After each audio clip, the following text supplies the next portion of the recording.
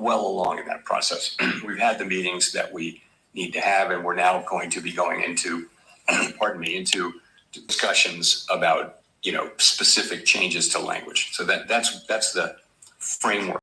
The second part of it is our communications tools and practices. And that part comes next. Okay, that's what we're going to do in the meetings this fall. Actually, what we did at this meeting, though, is we sort of prepared the ground for that. We had a meeting where we talked at a high level about a number of ideas. The SCP is part of it. Many other ideas. It's sort of, how do we think our communications can be improved? There are a number of ideas. People offered a really, it was a great conversation, number of ideas, but we're going to look at those with staff briefing and a lot of thought in the fall. And I would say when it comes to changing communications, I would only support things really only implement things that have very broad support. And also you want to be really careful because I think our communications are pretty well received. They're not broken. So more is not necessarily better, but better is better. So we're going to be looking at ways to do things that will improve the quality of what we do for the benefit of the public.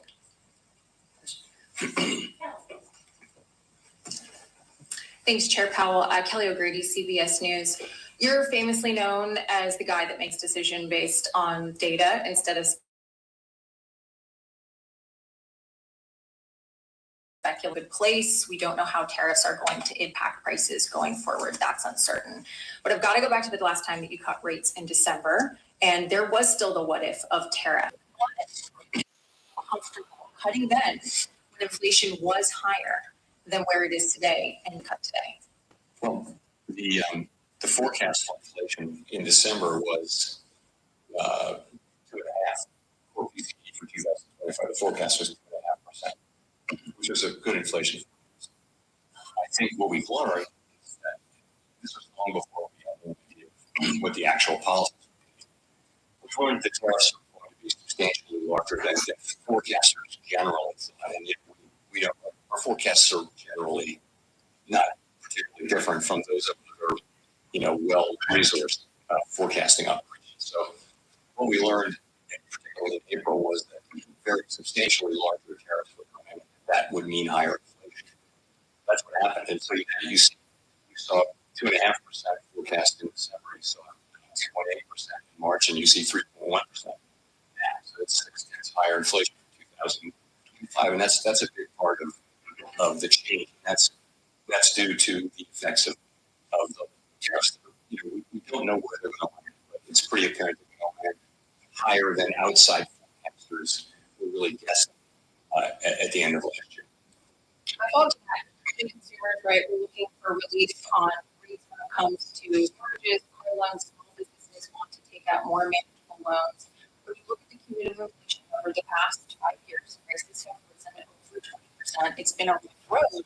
So what is the tipping point then for the wait and see approach in terms of how much it's going to help versus when it hurts the American consumer?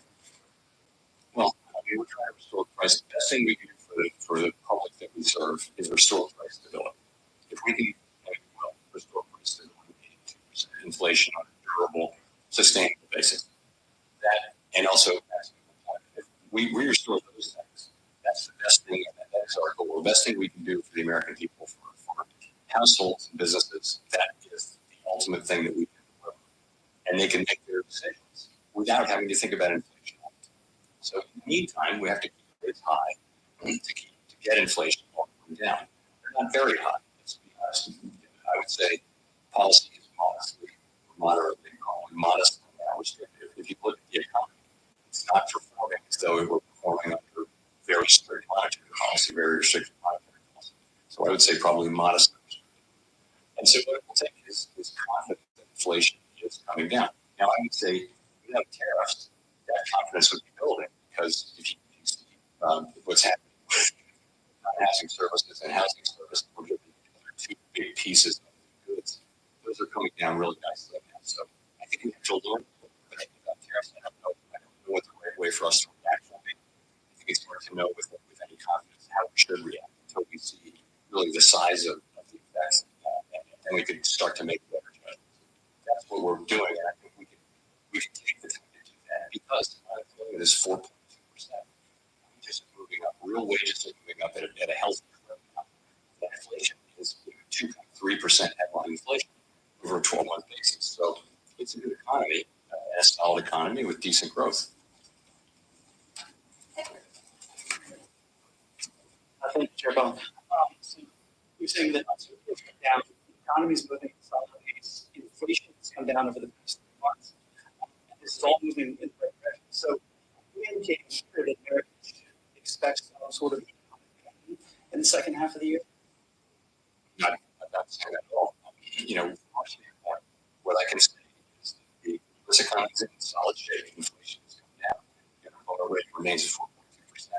As I mentioned, real wages are up. It's a good job creation is at a healthy level. Unemployment, as I said, low. Labor force participation in a good place. So, and what we're waiting for to reduce is to understand what will happen with really the tariff inflation. And there's a lot of uncertainty about that.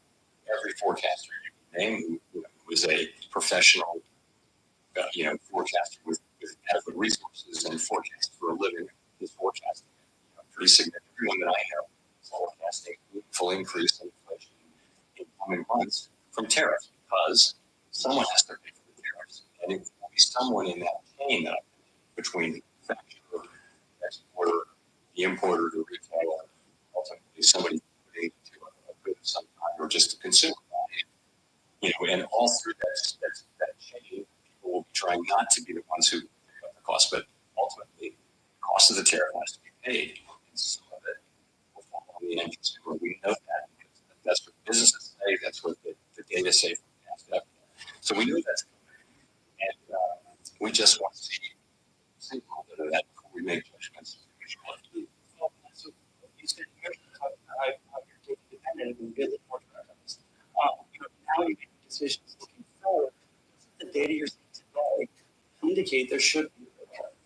No, I mean, you should absolutely stop it in 2025 because we don't need when asked. is what I was talking about. The income data evolving and the balance of risks. We get that over and over and over again, right? So it's always forward looking. We know at the very beginning of the pandemic, we cut rates to zero immediately. Nothing had happened. We just knew that it was going to be really bad. So we took very aggressive forward looking because things were going to be unusually difficult. So of course, this is something we sort of know is coming. We just don't know the size of it. And again, the economy seems to be in solid shape. So the labor market's not crying out for